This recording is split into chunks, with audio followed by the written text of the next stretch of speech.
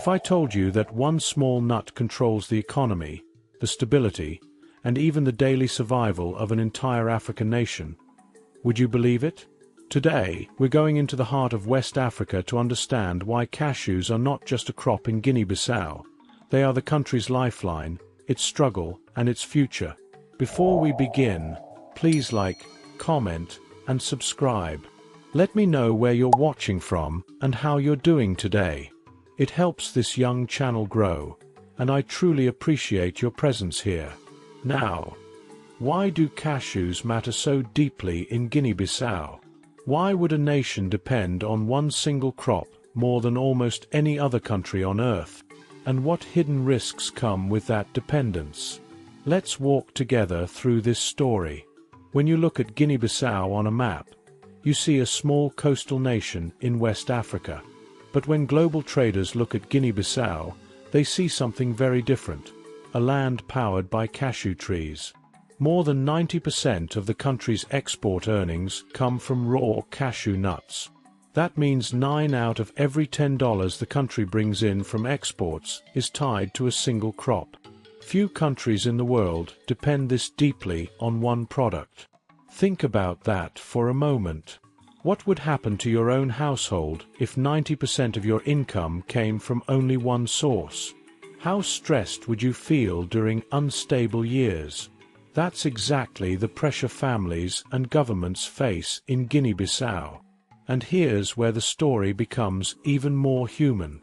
Around 85% of the population is involved in the cashew sector. This isn't a luxury crop grown by a few big companies. These are small, rural farmers, families whose yearly cash income depends on what they earn during cashew season. Many households don't use the nuts only for money. They also trade cashews directly for food, especially rice, in a barter system so common it shapes the rhythm of rural life. Let me pause here. If you're learning something new already, tap the like button, and tell me in the comments, what topic in African or diaspora history confuses you the most? I'll research it and bring it to the channel for you. Back to our story. Cashews weren't always this dominant. Over the past few decades, global demand exploded, and Guinea-Bissau's climate proved perfect for cashew trees. Farmers expanded their plantations. Eventually, the country created a whole agricultural identity around this single crop. But with every rise comes a shadow. Depending on one crop creates powerful vulnerabilities. Let's look at the first one: price volatility. When the international price of cashews drops, the entire nation feels it. Government revenues fall. Families struggle. Plans collapse. When the price rises, everyone breathes again, but only until the next fluctuation. This cycle keeps the nation in constant uncertainty. Then come climate shocks. Cashew trees are sensitive to drought and irregular rainfall. A single bad rainy season can slash national income. Imagine a storm deciding whether millions eat well that year. That's the reality in Guinea Bissau. Another risk comes from infrastructure. Because roads are weak and transport is unreliable, middlemen, the intermediaries, hold incredible power. They travel into rural communities, set low prices, and farmers, having no alternatives, must accept whatever is offered. Research from the Africa Report and several development studies shows how this system quietly drains farmers' profits. But the biggest challenge of all is this: most of Guinea-Bissau's cashews are exported raw. Only a small percentage is processed within the country. Processing, shelling, roasting, packaging is where the real money is. It creates jobs, builds industries, and strengthens local economies. Instead, that value is being created abroad. This means Guinea-Bissau sells its raw cashews cheaply, while foreign companies earn the higher profits from finished products. Let me ask you something. Do you think the country should invest more in processing its own cashews? Or should it continue exporting raw nuts as it currently does? I'd love to hear your views. Drop them in the comments. Now, here's something that surprised many researchers. As cashew plantations expanded, large areas of forest and woodland were cleared. Studies from environmental journals show that cashew farming contributed to deforestation in different regions of the country. The crop is profitable, but it changes ecosystems. When a nation depends on one plant for survival, nature also feels the impact. Despite these challenges, the cashew sector remains the heartbeat of Guinea-Bissau's economy. It pays for school fees, healthcare, new roofs, weddings, and daily survival. When people say cashews are everything, they're not exaggerating. This little nut influences social life, community stability, and even political tensions during harvest seasons.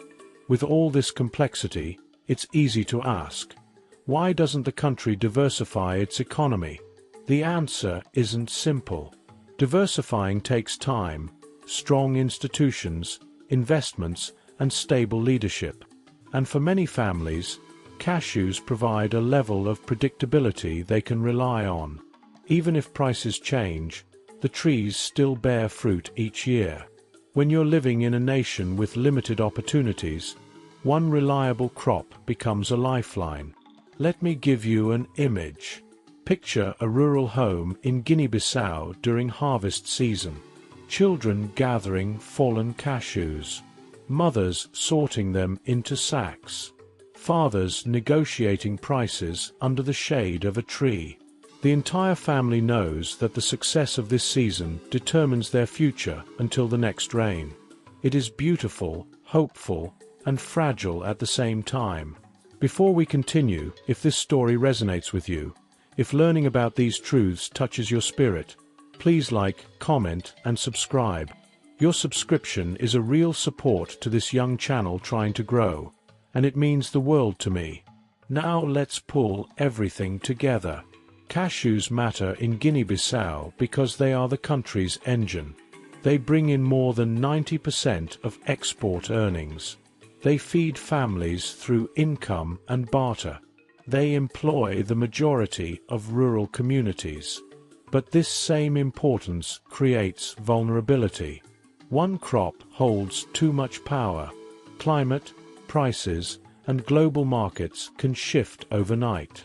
Local processing is limited, so the country loses billions in long-term value. Farmers face low prices because middlemen dominate the supply chain, and environmental changes continue quietly beneath it all. But here's the deeper truth I want you to sit with. This story isn't just about cashews. It's about how global systems shape small nations. It's about how one crop can build hope while also trapping a country in dependency. And it's about the resilience of people who work tirelessly, year after year, to turn nature's gift into survival. Before we wrap up, let me ask you one last question. Which part of this story stood out to you the most? The economic risks, the dependence on a single crop, the farmer's struggles, or the missed opportunity in processing? Drop your thoughts in the comments. I genuinely want to hear your perspective. To close, cashews are more than a nut in Guinea-Bissau.